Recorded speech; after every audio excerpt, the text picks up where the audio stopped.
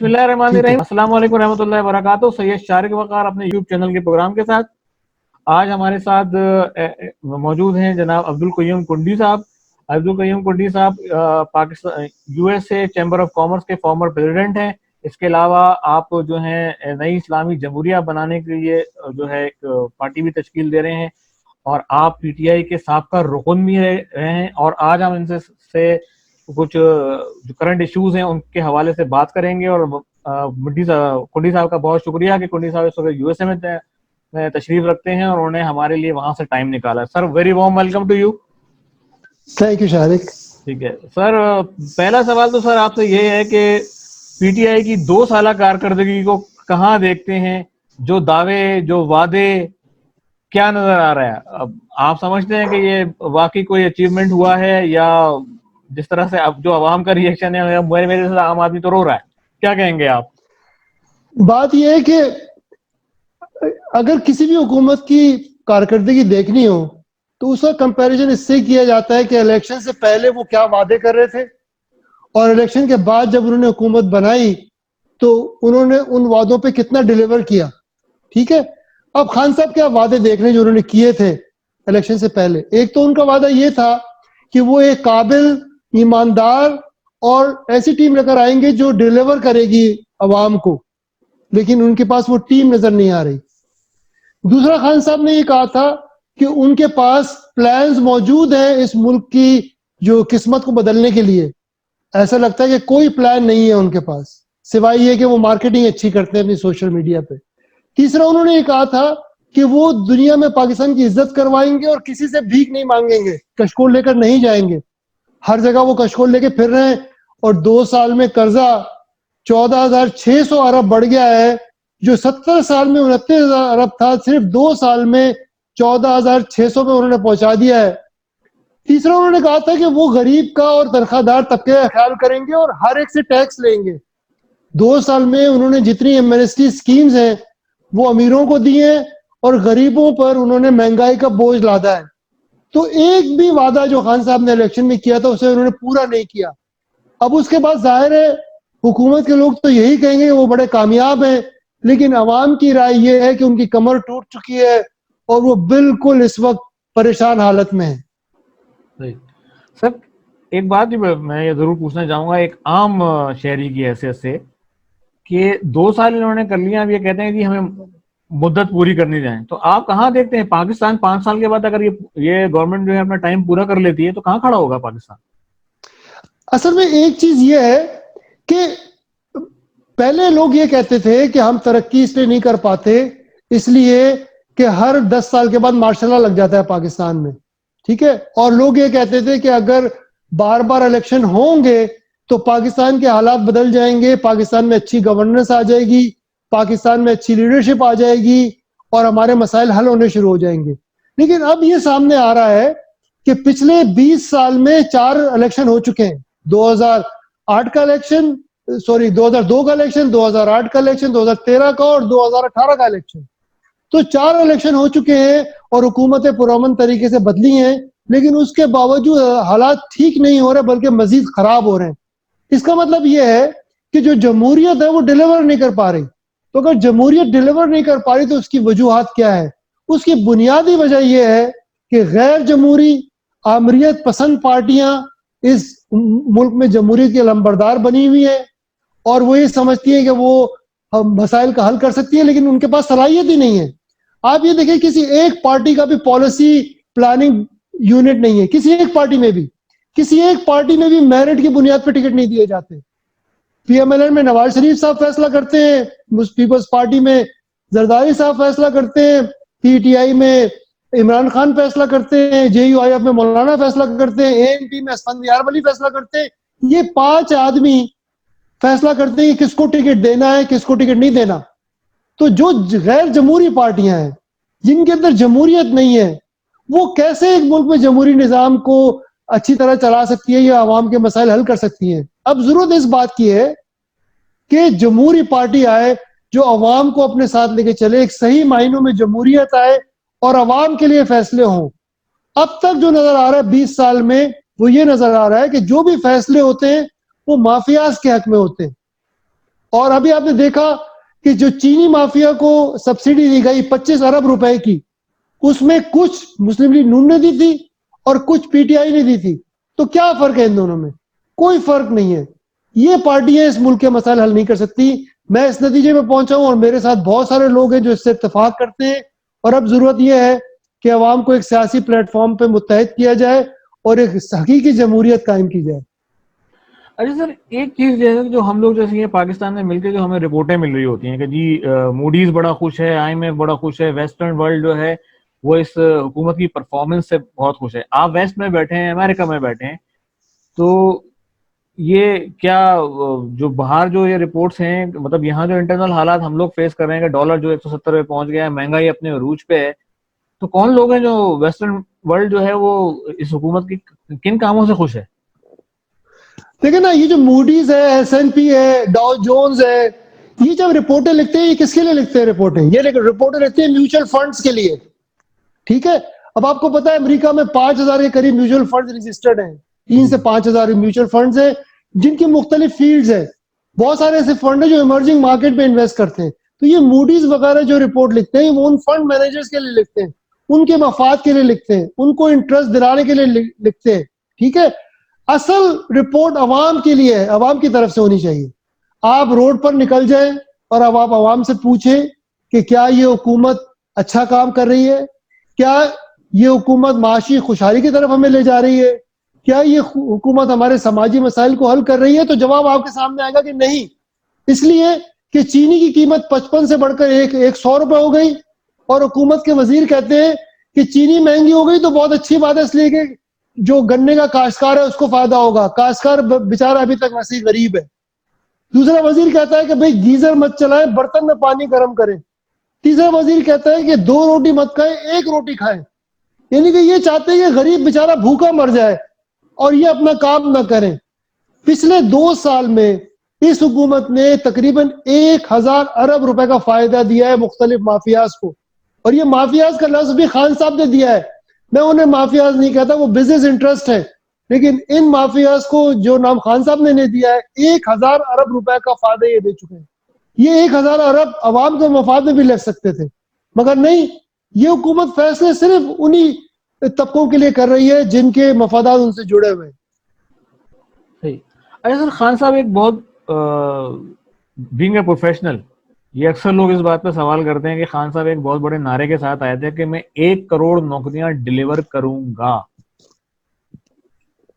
इसमें तो बज़ाहिर इस हुकूमत की कोई अचीवमेंट नजर नहीं आती, और जो एक जरताज गुल के ऑन एयर एक मैसेज देती हैं कि जी हम 85,000 जॉब्स डिलीवर कर चुके हैं।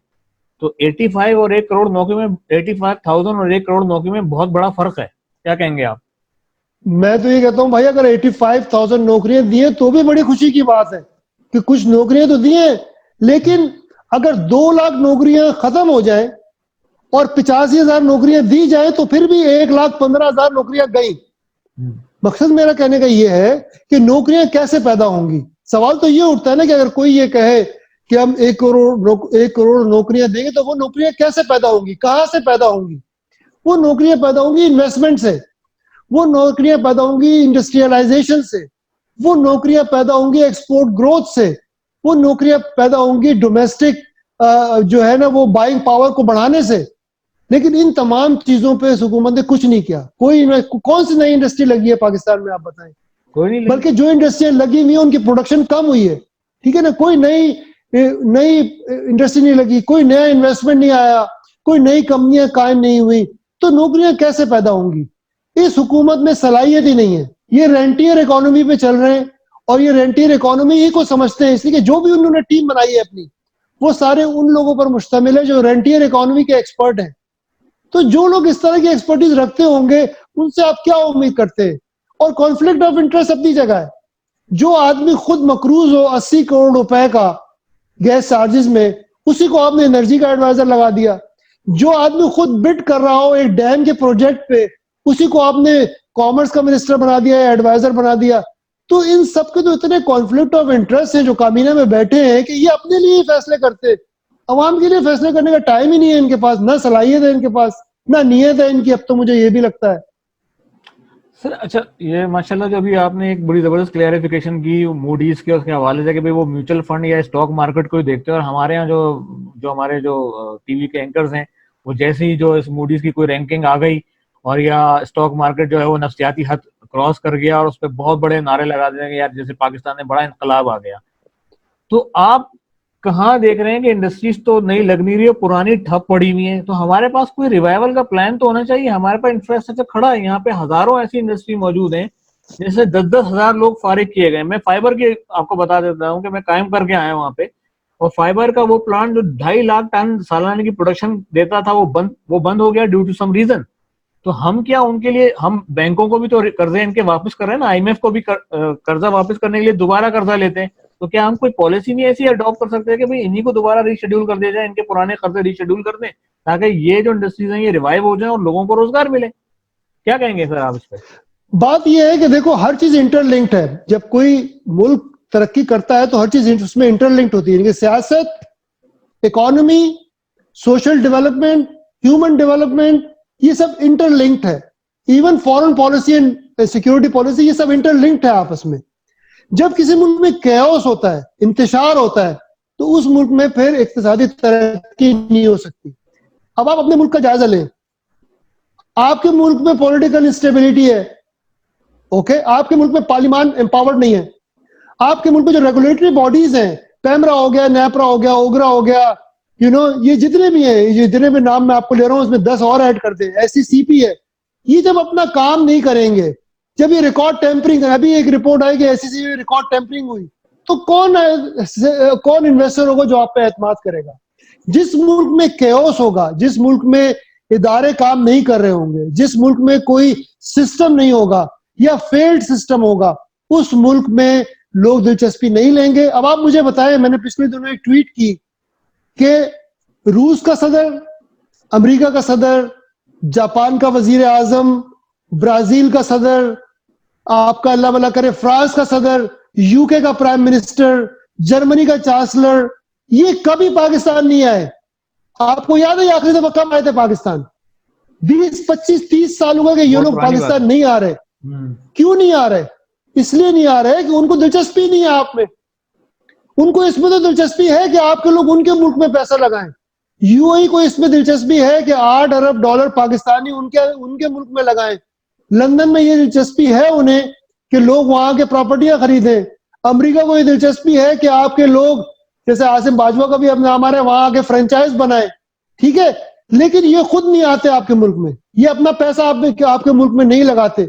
वजह क्या है? वजह यही है कि सिस्टम काम नहीं कर रहा है, इदारे काम नहीं कर रहे, पॉलिटिकल केओस है। इस सब को ठीक करना होगा। मैं पहले ये कह चुका हूं, जो मौजूदा निजाम है ये डिलीवर नहीं कर सकता, ये फेल हो चुका है सिस्टम।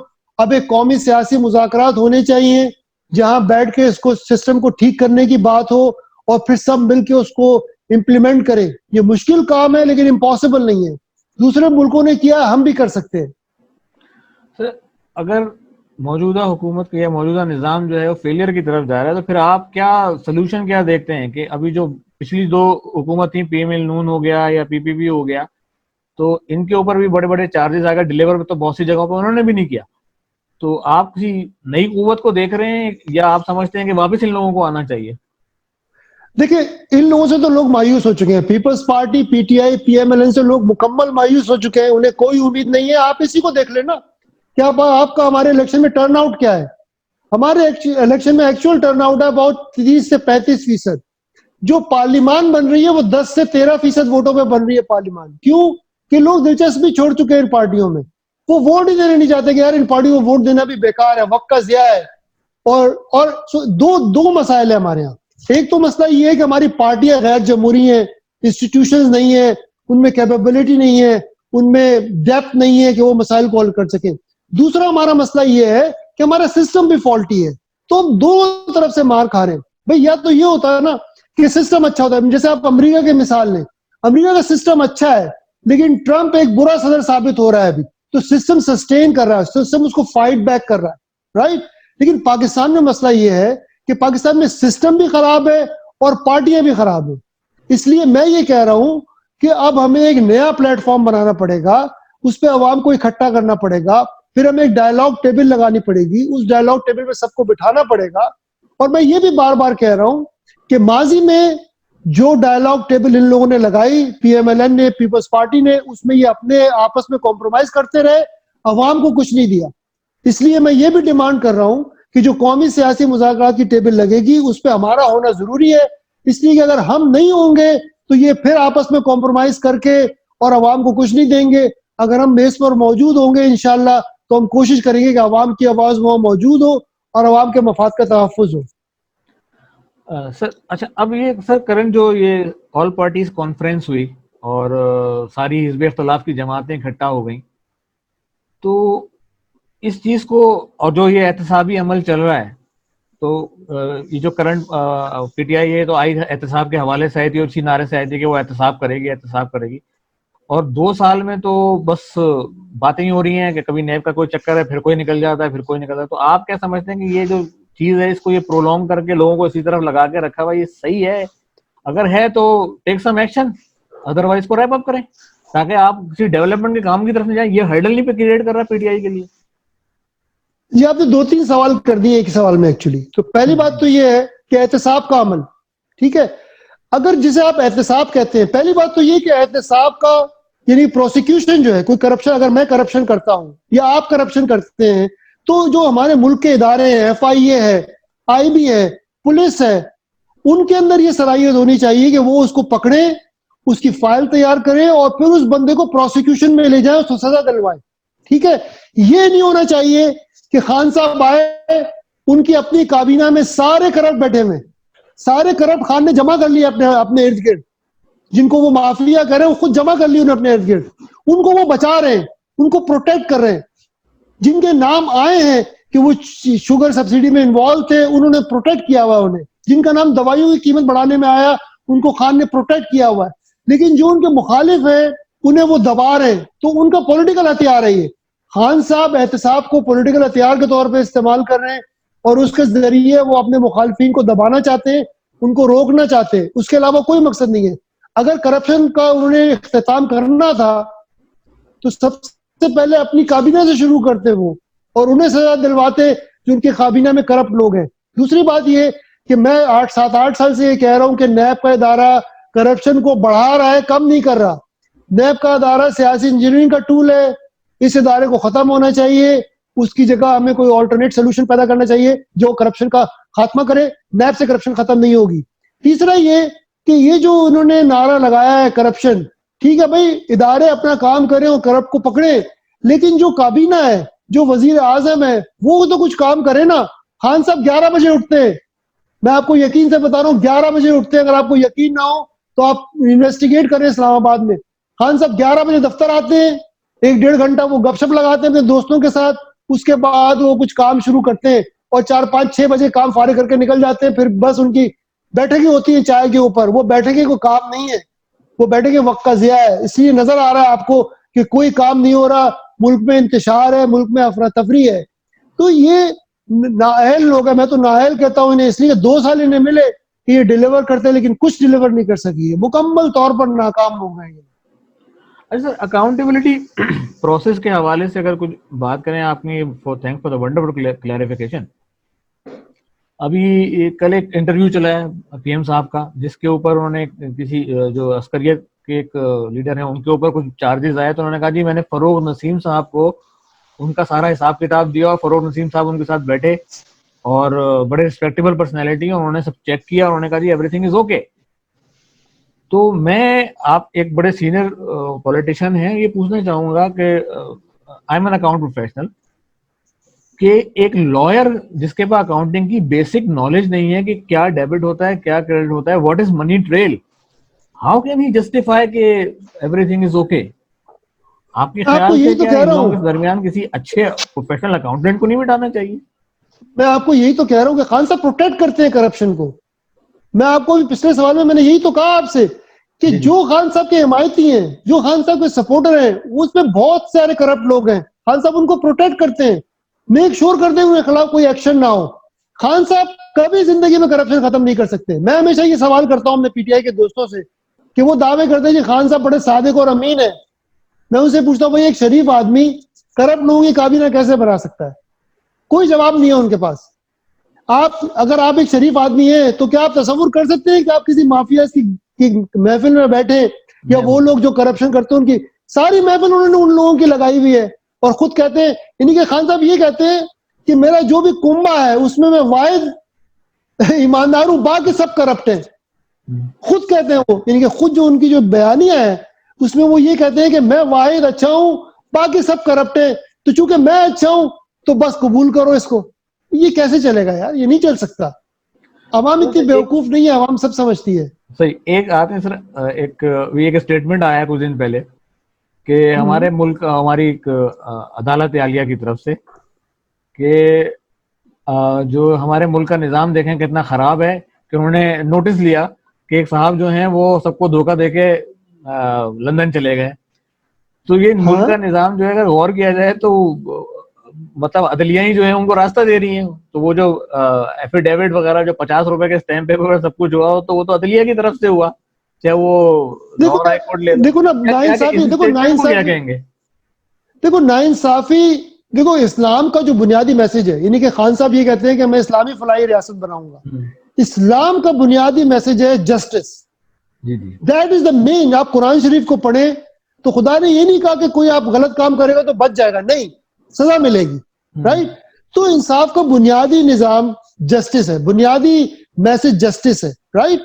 अब जस्टिस का मतलब क्या है? जस्टिस का मतलब यह है कि जो मासूम हो उसको बचाया जाए, जो मुजरिम हो उसको सजा दी जाए, किसी पर गलत इल्जाम न लगे, किसी पर गलत इल्जाम न लगे। अब मिसाल देता हूं मैं आपको, मिसाल के तौर पर राना सनाउल्लाह ने मॉडल टाउन के वाकये में उनका नाम आया जहां 14 लोग मरे थे, ठीक है, उसकी कोई तहकीक नहीं हुई, बाकायदा कोई बाकायदा उस पर पता नहीं चला कि भाई किसका ऑर्डर था और किसकी वजह से वो 14 लोग मारे गए, राइट।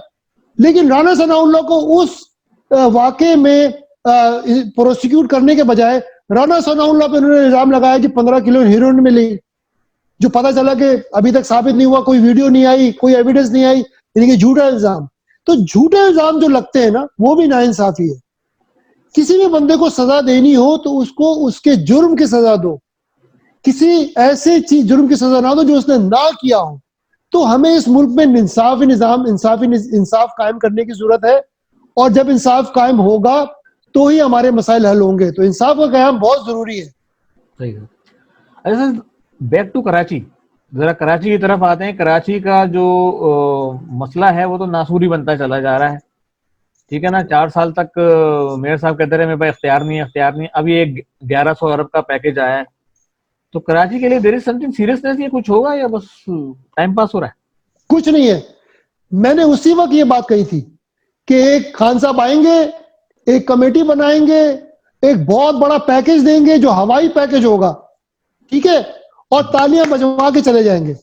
अच्छा। मैंने उनके विजिट करने से एक दिन पहले ये बात कही थी और ट्विटर पे मौजूद है ये, और एग्जैक्टली यही हुआ।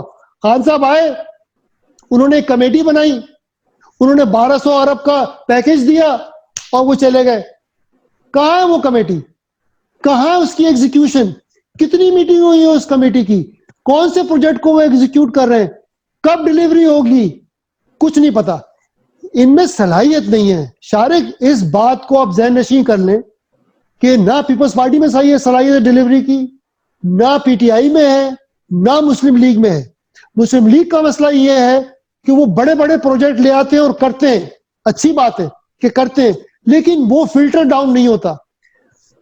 मुस्लिम लीग नून के दौर में एक जो ऊपरी तबका है वो बहुत खुशहाल होता है, लेकिन नीचे जो ग्रास रूट्स है उसको सिर्फ ब्रेड क्रम्स मिलते हैं, कुछ थोड़ा बहुत हिस्सा उनको मिलता है। ये मुस्लिम लीग का मसला है।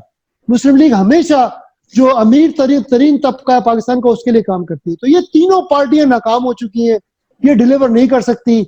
हमने मार्शल लॉ भी देख ली है, फौज के पास सलाहियत नहीं है कि वो हुकूमत चलाए।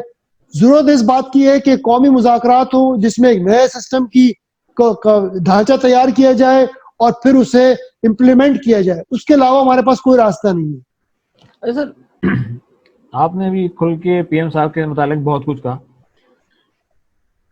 एज ए एक न्यूट्रल पर्सन मैं कहूँगा, देखिए टीम तो कोई कप्तान जो है वो टीम चलाता है, लेकिन उसके जो 10 लोग अगर प्रॉपर काम नहीं करेंगे तो कप्तान भी कुछ नहीं कर पाता।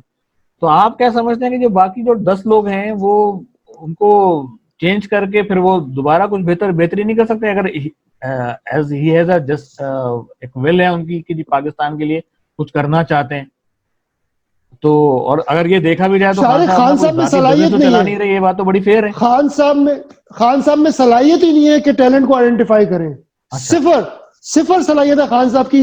मैं आपको मिसालें देता हूं। उन्होंने कहा कि जी असद उमर हमारे फाइनेंस के विज किड हैं।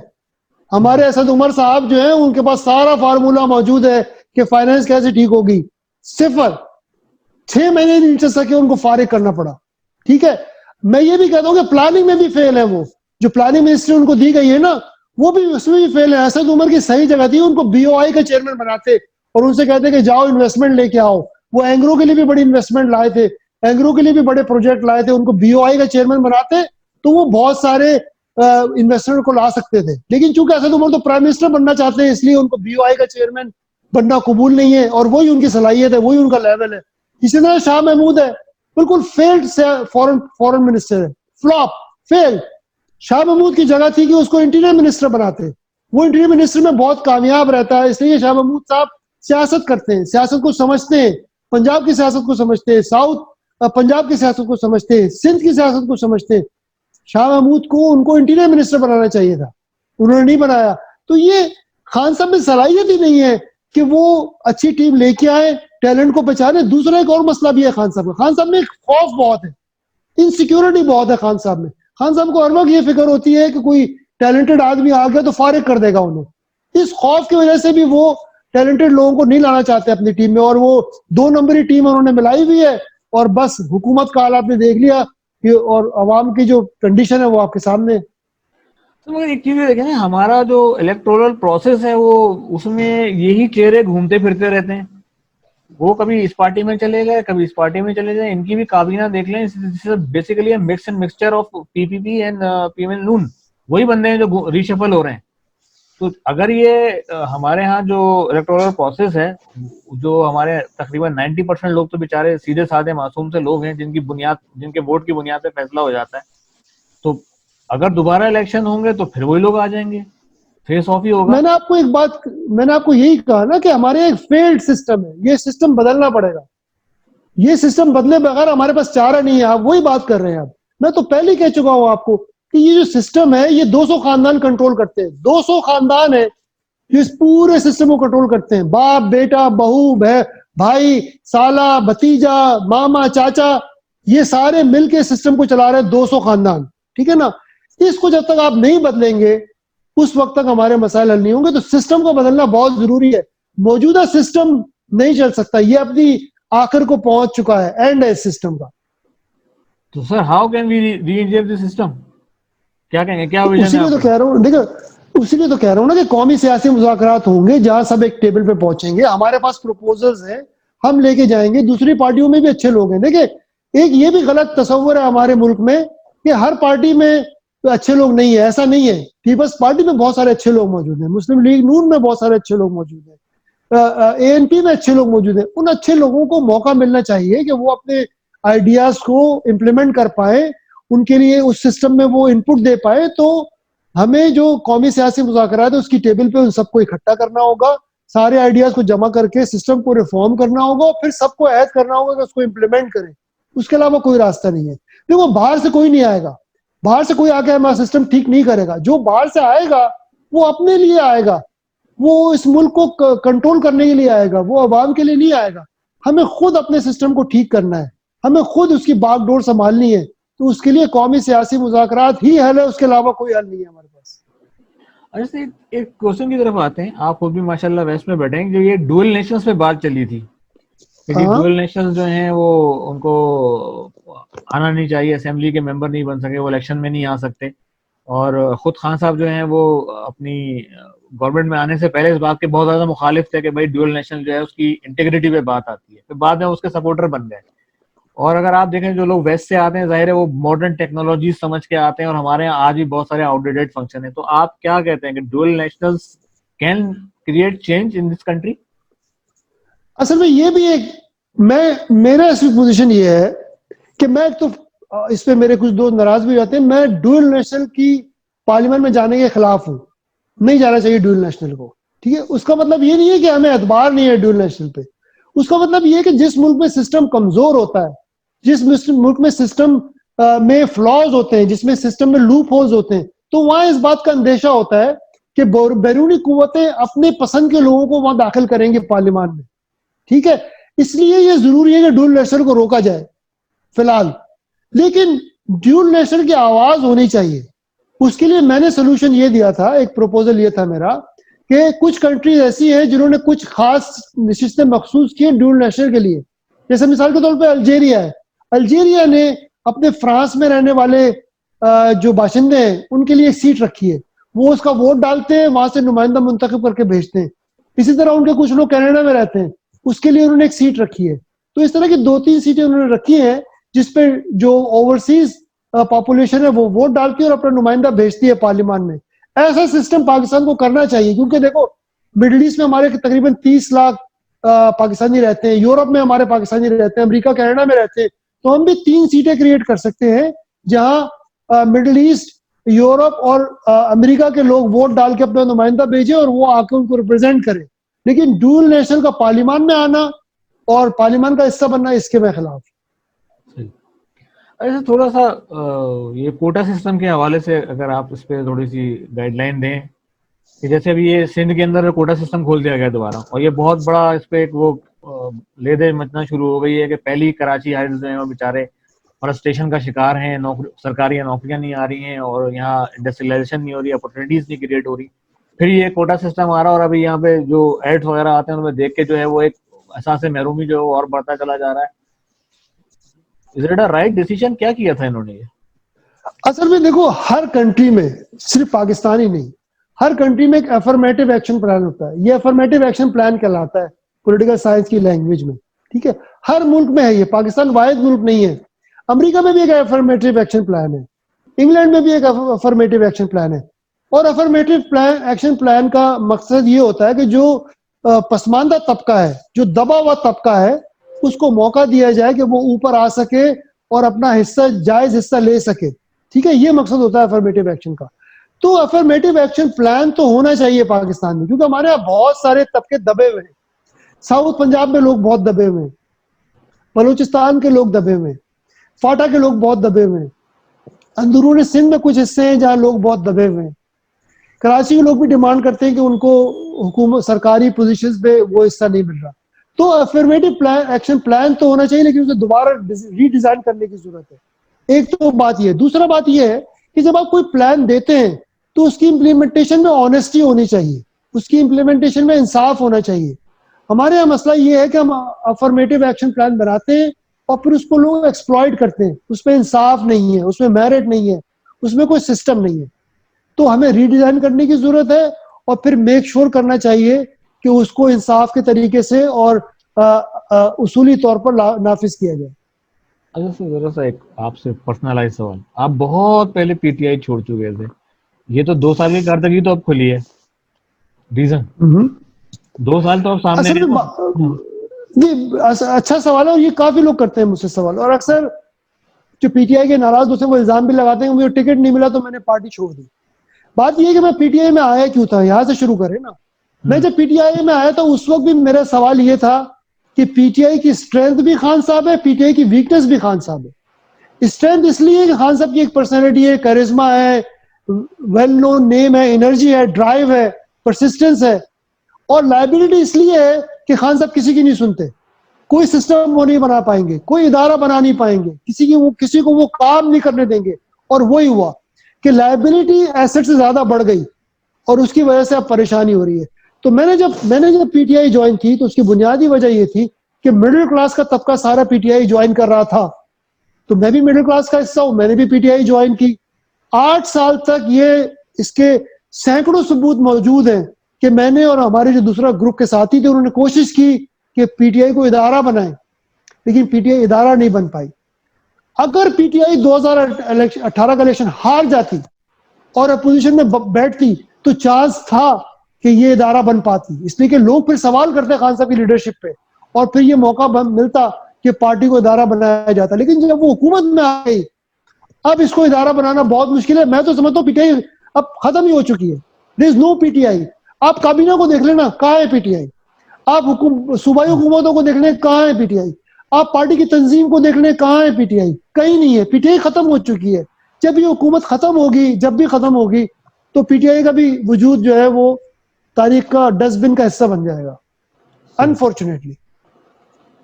ठीक है sir, very wonderful sir answer. तो आइए सर जरा कराची के हालात पे थोड़ी सी बात कर ली जाए। आपको कराची के लिए आप कुछ समझते हैं कि इस एग्जिस्टिंग सिस्टम में रहते हुए कराची के लिए गवर्नमेंट को कोई एक्शन लेना चाहिए, या यहाँ के लोग खुद ही खड़े हो जाएं, या देखो, यहाँ मैं से इस पे तीन बात चार जमातें घूम रही हैं, ये कुछ मिलके अलायंस करें आपस में? सर मैं इस पे ज्यादा बात इसलिए नहीं करना चाहता कि थोड़ा प्री मेच्योर होगा, जी। लेकिन जो हमने एजेंडा तैयार किया है हम्म कौमी सियासी मुज़ाकरात का, उसमें कराची एजेंडे पे शामिल है, हम्म बलूचिस्तान एजेंडे पे शामिल है, हम्म फाटा एजेंडे पे शामिल है, जनूबी पंजाब एजेंडे पे शामिल है, केपी का हजारा रीजन एजेंडे पे शामिल है। तो जो भी दबे हुए तबकात हैं, खवातीन एजेंडे पे शामिल है, अकलियतें एजेंडे पे शामिल है, ठीक है ना? तो ये जो जो भी पिसे हुए दबे हुए तबकात हैं, जहां डिलीवर करना चाहिए गवर्नमेंट को, वो नहीं कर पा रही, वो सारे हमारे एजेंडे पे शामिल हैं। मैं एमक्यूएम से भी राब्ते में हूँ इस मामले पे, और उनमें और हम में कुछ इत्तेफाक भी है कि मसले का हल क्या होगा। लेकिन सोल्यूशन मेरे देने से नहीं आएगा। सोल्यूशन आएगा जब हम नेशनल पॉलिटिकल डायलॉग पे की टेबल पे, कौमी सियासी मुज़ाकरात की टेबल पे बैठेंगे। हम अपने आइडियाज लेके जाएंगे, एमक्यू अपने आइडियाज लेके आएगी, पीपल्स पार्टी अपने आइडियाज लेके आएगी, दूसरी पार्टियां अपने आइडियाज लेके आएंगी, और फिर उस पर बात होगी। अब अक्सर नारा ये लगता है, जब भी कराची की बात होती है ना, तो नारा ये लगता है जी सिंध को डिवाइड नहीं होने देंगे। बात यह है कि डिवीजन की बात कोई नहीं कर रहा। बात ये हो रही है कि मुल्क को ऑर्गेनाइज कैसे करना है। पंजाब के डिवीजन की बात कोई नहीं कर रहा। बात यह है कि इस मुल्क को किस तरह ऑर्गेनाइज करना है। क्या ये 4 मुल्क है या ये एक मुल्क है? अगर ये एक मुल्क है तो उसको एक मुल्क के तौर पर ऑर्गेनाइज करना होगा। ये नहीं हो सकता कि हम 4 मुल्कों की जहनी कैफियत में हो और कह रहे हो जी एक मुल्क है। ऐसा नहीं है, डुअलिटी है, ये डुअलिटी खत्म करनी पड़ेगी। हमें अगर एक मुल्क बनाना है पाकिस्तान, तो फिर हमें उसको रीऑर्गेनाइज करना पड़ेगा, उसको रीस्ट्रक्चर करना पड़ेगा, उसकी एडमिनिस्ट्रेशन को बेहतर करना पड़ेगा, इदारों को नए सिरे से तरतीब देना पड़ेगा, आइन में इस्लाहात करनी पड़ेंगी, इलेक्ट्रोल सिस्टम में इस्लाहात करनी पड़ेगी। तो we need to have deep reforms, और सिस्टम को रिफॉर्म करने के बाद इंशाल्लाह पाकिस्तान के हालात बेहतर होंगे। इसी पे अगर आप रोशनी डालना चाहें, अगर otherwise if you want to skip the question, no issue. ये जो एक जज्बाती से नारा लगा है, सुबह बनेगा कराची, क्या कहते हैं? कराची को राजा सुबह बने। भाई अगेन अगेन देखो ना, मैं एडहॉक सॉल्यूशंस के फेवर में नहीं हूँ, कभी भी मैंने फेवर नहीं किया। मैं ये कह रहा हूँ कभी टेबल पे बैठेंगे सब, एमक्यूएम आएगी कहेगी जी अलग सूबा बनाओ, हम अपना प्रपोजल लेके जाएंगे, पीपल्स पार्टी अपना प्रपोजल लाएगी, उसमें कहीं रास्ता निकलेगा, उसमें कहीं अलाइनमेंट होगी, कहीं कोई सिस्टम बनेगा। लेकिन मौजूदा सिस्टम नहीं चल सकता। मौजूदा सिस्टम में कराची के मसाइल हल नहीं हो सकते। इट हैज टू चेंज, इसमें कोई इफ एंड बट नहीं है। और जो खान साहब गए कराची, तो असल काम ये था कि सिस्टम चेंज की बात करें। उन्होंने कोई बात नहीं, कमेटी बनाई, पैसे लोकेट किया, पैसे भी नहीं है इनके पास। मैंने ये भी कहा था कि ये पैसे देंगे लेकिन जेब खाली है इनकी, और वही हुआ। 1200 का ऐलान कर दिया, लेकिन कहाँ है 1200? है ही नहीं इनके पास पैसे, खजाना खाली है। तो इसलिए system has to change, system has to reform, और कराची के मसाइल उस तरह हल होंगे। ऐसे एक थोड़ी सी इकोनॉमिक कंडीशन से बात करें, यो माशाल्लाह बाहर बैठे हुए हैं और यूएसए के चैम्बर ऑफ कॉमर्स के साथ हैं, तो I think you are a right person to answer this question. हमारे यहाँ एक ये जो डॉलर का जो हशर हुआ है, रादर टू से कि पाक रुपी का जो हशर हुआ है, जो 170 तक एक्सचेंज पैरिटी पहुंच गई है, और वो ये कहा जाता है, ये क्लेम किया जाता है कि जी हम उसको असल तरीके पे लेके आए, जायज तरीके पे लेके आए, ठीक है। तो और हमने अपनी इंपोर्ट कम कर दी है, करंट अकाउंट डेफिसिट बेहतर हो गया, ठीक है जी, एज अकाउंटेंट बात समझ में आती है। लेकिन उस जो इंपोर्ट को बिल को कम करने का जो एडवांटेज नजर आना चाहिए था, वो नजर ही नहीं आया। फिर उससे रिलेटेड एक बहुत बड़ी इंडस्ट्री मौजूद है जिसके अंदर हजारों लोगों का कारोबार मौजूद था और हजारों लोगों की नौकरियां मौजूद थी, वो सब खत्म हो गया। जबकि अगर आप यूएई में चले जाइए, और अमेरिका में भी बहुत ज्यादा इंपोर्ट होती है, यूके में भी बहुत इंपोर्ट होती है, उन्होंने अपने करेंसी की पैरिटीज को बरकरार रखा है। तो हमारे पास ऐसा फार्मूला क्यों नहीं था? क्या ये बेहतर नहीं था कि जिस आर्टिफिशियल तरीके पे 105 पे रखा था वही चलाते रहते? यार देखो, यहाँ मैं इसहाक डार से इत्तेफाक करता था। इसहाक डार ने मेंटेन किया रुपी और डॉलर पैरिटी को, ठीक है ना, क्योंकि देखो हमारी हमारी चूंकि एक्सपोर्ट हमारी कम है, हमारी इंपोर्ट ज्यादा है, एग्जैक्टली। ठीक है, हम पे फॉरेन लोन ज्यादा है, राइट। तो अगर आप रुपी को डिप्रिशिएट करते हैं तो वो सारी चीजें महंगी हो जाएंगी, राइट। तो आपका जो इनपुट कॉस्ट है, अगर वो बढ़ रही है रुपी को डिप्रिशिएट करने से, तो आपकी एक्सपोर्ट कॉम्पिटिटिवनेस भी कम होगी, राइट। इसलिए रुपी को बहुत तेजी से डिप्रिशिएट करने के मैं खिलाफ था। और जाहिर है जब आप रुपी को मेंटेन करते हैं एक लेवल पे, तो उसके लिए आपको फिर पैसे भी खर्च करने पड़ते हैं, ये बात ठीक है, लेकिन आपको ब्रीथिंग रूम मिल जाता। आप ये कर सकते थे कि आप थोड़ा थोड़ा उसको कमजोर करते रुपए को, लेकिन साथ में एक प्लान तैयार करते जिससे आप इन्वेस्टमेंट अट्रैक्ट करें, जिससे आप एक्सपोर्ट इंक्रीज करें, जिसमें आप दूसरे जो स्ट्रक्चरल रिफॉर्म्स है वो करें। वो आपने किया नहीं। आपने आते ही 6 महीने के अंदर रुपए को 35 रुपए डिप्रिशिएट कर दिया, ठीक है। और 2 साल में हम 50 रुपए उसको डिप्रिशिएट कर चुके हैं, सॉरी 60 रुपए हम डिप्रिशिएट कर चुके हैं 2 साल में, जो 30% डिप्रिशिएशन है on average, which is very high depreciation. उसकी वजह से बहुत से दूसरे मसाइल ने जन्म लिया है। तो मैं हुकूमत की इस पॉलिसी से मुत्तफिक नहीं था कि इसको इतनी तेजी से डिप्रिशिएट किया जाए, और उन्होंने बेसिकली IMF के कहने पे ये किया और उसका नुकसान हमें हुआ। दूसरा उन्होंने काम ये किया कि उन्होंने इंटरेस्ट रेट बढ़ा दिया, 13.5% पे ले गए। हमने उससे भी इख्तलाफ किया था, हमने कहा था ना बढ़ाए इतनी तेजी से। अच्छा, मजे की बात है कि जब उन्होंने बढ़ा दिया तो हमने ये नहीं कहा था कि बस तेजी से घटाए भी नहीं, इसको आहिस्ता आहिस्ता करके घटाए, लेकिन उन्होंने तेजी से बढ़ाया और तेजी से घटाया। इससे क्या होता है कि इकोनॉमिक शॉक पैदा होता है सिस्टम में। जब भी आप इकोनॉमिक शॉक क्रिएट करते हैं, बहुत स्टीप डेप्रिसिएशन से या बहुत स्टीप इंटरेस्ट रेट बढ़ाने से या बहुत स्टीप इंटरेस्ट रेट कम करने से, तो ये इकोनॉमिक शॉक्स हैं। इकोनॉमिक शॉक्स की वजह से अनसर्टेनिटी और दूसरी चीजें पैदा हो जाती है, इसलिए शॉक्स को अवॉइड करना चाहिए। और पिछले 2 साल से हुकूमत शॉक्स ही दे रही है, और इतने झटके लगे इस मुल्क को कि चूल्हे हिला दिए इन्होंने इस मुल्क की। अच्छा सर, इस एक और सवाल की तरफ आते हैं कि अभी जो इलेक्टोरल रिफॉर्म्स की बात हुई है, तो जनरली ये देखा गया है कि पढ़ा लिखा तबका तो इलेक्शन के फेज में आता ही नहीं है। जब पीपल लाइक यू और मैंने अपने कुछ और साथियों को भी देखा, अब यहाँ तो ये है कि वो लोग आ रहे हैं जो जिनके पास पब्लिक फेम आ गया, या वो कहीं अपने गांव के चौधरी हैं, जागीरदार हैं, वो सारे के सारे फ्यूडल्स हैं, वो सारे आ गए। पढ़ा लिखा आदमी है, कोई एजुकेटेड प्रोफेशनल आया तो वो बुरी तरह मार खा गया। क्या कहेंगे, अगर आपने अच्छी ब्रीड लानी है तो आप कैसे लेकर आएंगे? देखो, ये मैंने आपको फिर दोबारा रिमाइंड कराता हूँ। मैंने आपको कहा कि सिस्टम इस तरह डिजाइन किया इन्होंने कि 200 खानदान काबिज रहे, कोई और ना आ सके। ये नहीं चलेगा, इट हैज टू चेंज। इसलिए जो हम रिफॉर्म्स की बात करें उसमें इलेक्टोरल रिफॉर्म भी शामिल है, कॉन्स्टिट्यूशनल रिफॉर्म शामिल है, इकोनॉमिक रिफॉर्म शामिल है, सोशल रिफॉर्म शामिल है। ये सिस्टम नहीं चल सकता। It is collapsing, it's already collapsing. ये 200 खानदान इस मुल्क को नहीं संभाल सकते, ना इनको हक है कि सिर्फ इनकी इजारादारी हो। तो आप ठीक कह रहे हैं, मौजूदा निजाम में किसी पढ़े लिखे शरीफ आदमी का सर्वाइव करना इस सिस्टम में बहुत मुश्किल है, और ये निजाम तक बदलेगा नहीं जब तक अच्छी लीडरशिप नहीं आएगी। It has to change. क्योंकि सब देखने में तो यही नजर आता है ना कि आप जो जितना ज्यादा दूसरे का कीचड़ उछाल सकता है वो अच्छा लीडर बन जाता है। असेंबली में भी जाके देख लें जिस तरह की बातें हो रही है, ये भी खान साहब का दिया हुआ कल्चर है। पहले भी लोग एक दूसरे को ताने देते थे, चीजें करते, लेकिन खान साहब ने तो इतना पस्ती में ले गए अखलाकियात को कि इसकी कोई हद ही नहीं है। हर किस्म का इल्जाम वो लगा देते हैं। मुझ पे वो इल्जाम लगा चुके जब मैं PTI में था कि मैं नून PMLN का एजेंट हूँ, अच्छा, और मैं पार्टी का गद्दार हूँ। कोई सबूत नहीं था उनके पास, बस इल्जाम लगा दो। खान साहब का क्या है? खान साहब की जिंदगी में कुछ है ही नहीं सिवाय इसके कि वो इल्जाम लगाए दूसरों पर बगैर किसी सबूत के। पूरी जिंदगी उनकी इसी तरह गुजरी है। नेगेटिव आदमी है, बहुत नेगेटिव आदमी है।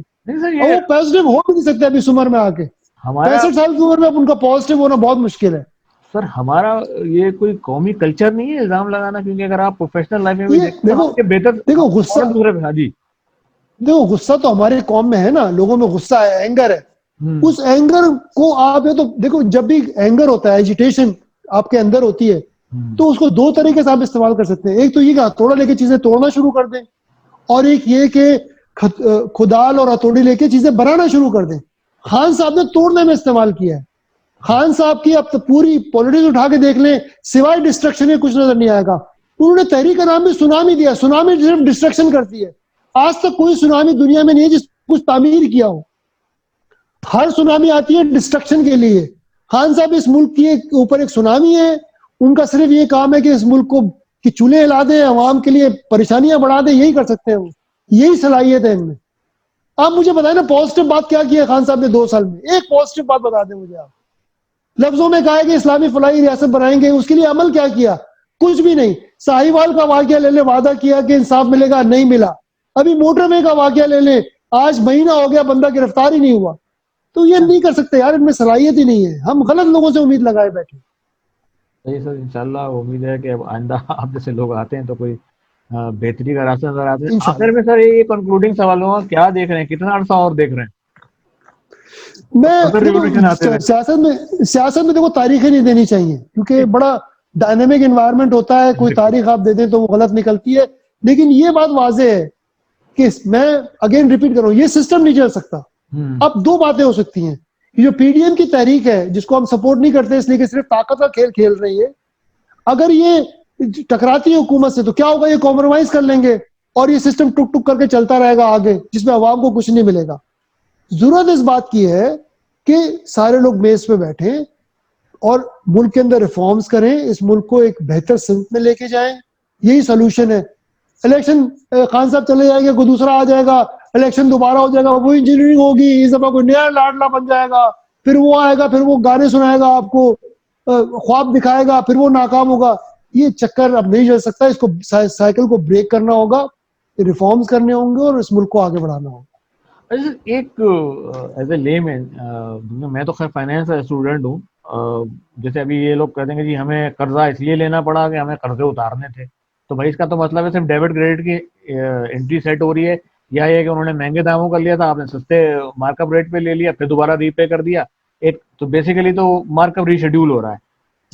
तो व्हाई डोंट वी हैव, हमारे पास क्या, हमारे जो फाइनेंस मिनिस्टर्स हैं वो आईएमएफ को सिर्फ जो है वो एक फैसिलिटेट कर रहे होते हैं उनसे अपने रिलेशनशिप को डेवलप करने के लिए? क्योंकि जब आप ला रहे हो, आप कह रहे हो जी मैंने 25 अरब लिया, उसमें से मैंने 22 अरब तो वापस कर दिया, तो फिर फायदा क्या हुआ भाई? आपने 3 अरब का तो मेरे को मजीद चढ़ा दिया ना।